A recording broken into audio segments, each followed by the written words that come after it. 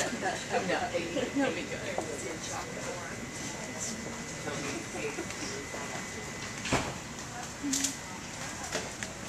morning. Good morning. You're being awarded the Daisy Award. So we are here to present a Daisy Award.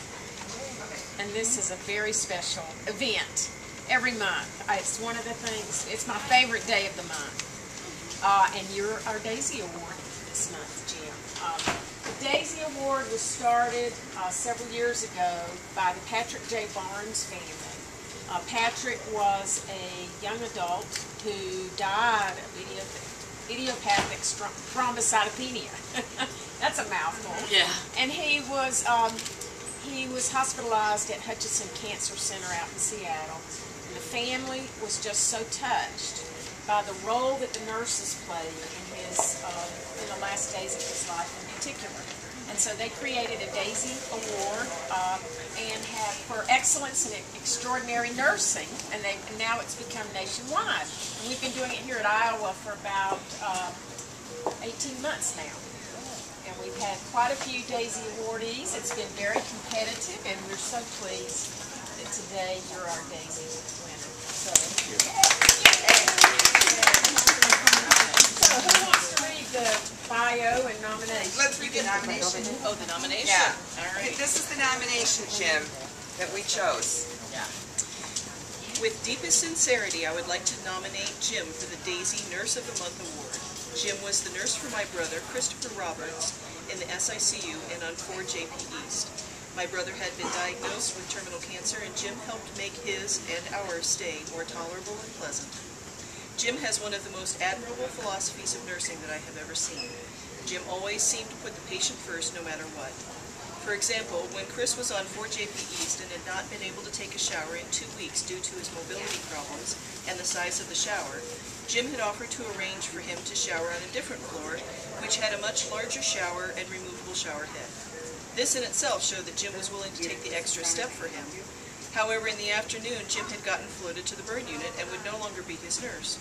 Instead of just forgetting about the shower or passing it on to someone else, Jim told him to call him on the burn unit when he was ready, and he would assist him. Even though Chris was no longer a patient of his, Jim went above and beyond to give Chris his shower. While I sat outside the shower, I heard Jim get a lot of grief from the other nurses for letting him do this. I was very disappointed in the other nurses, but Jim didn't seem to mind because he knew he was doing what was best for Chris. A shower may seem like a little thing to most people, but it meant the world to my brother. Jim is a true patient advocate and an excellent example of what it means to be a nurse. It is with greatest pleasure for my family and me to nominate Jim for this award. Thank you.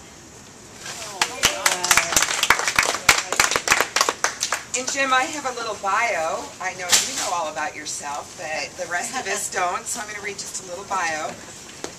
Jim joined our Department of Nursing team in 2001 when you came to 3 JP East and West as a travel nurse. You took a staff position on 3 JP West in 2003, but you've also worked on rescue and dialysis.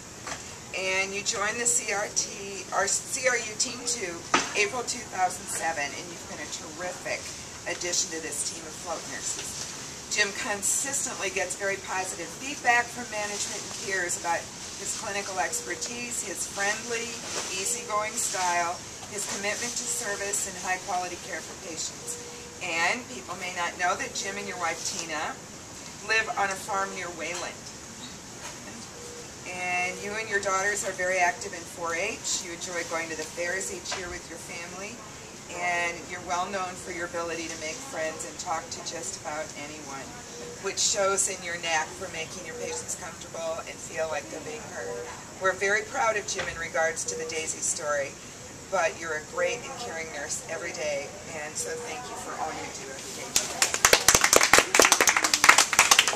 So our Daisy Award comes with a lot of things. A bouquet of daisies.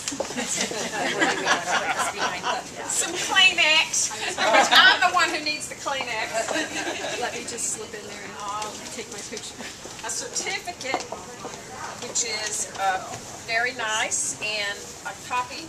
We always give you a copy of your nomination.